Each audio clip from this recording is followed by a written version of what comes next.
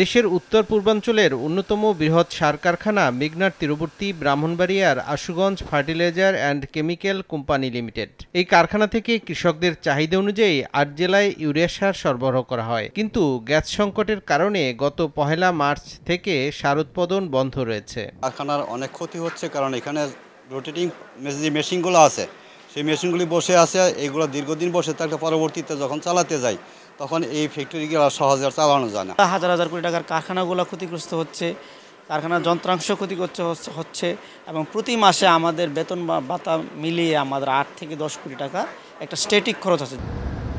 ব্রাহ্মণবাড়িয়া, চাঁদপুর, কিশোরগঞ্জ, নেত্রকোনা, হবিগঞ্জ, মৌলভীবাজার, সিলেট ও সুনামগঞ্জ জেলায় সার সরবরাহ বন্ধ রয়েছে।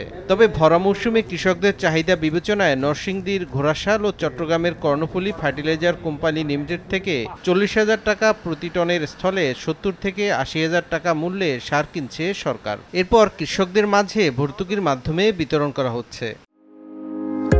হার্টের যত্নে বিশ্বসেরা ক্যানোলা তেল এখন বাংলাদেশে।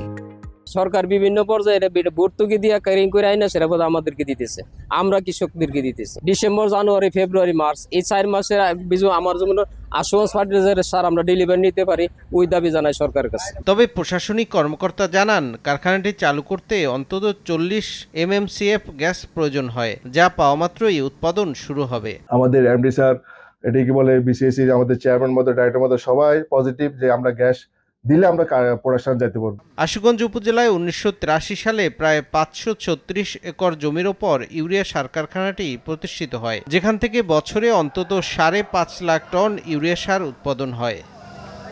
সময় সংবাদ, ব্রাহ্মণবাড়িয়া।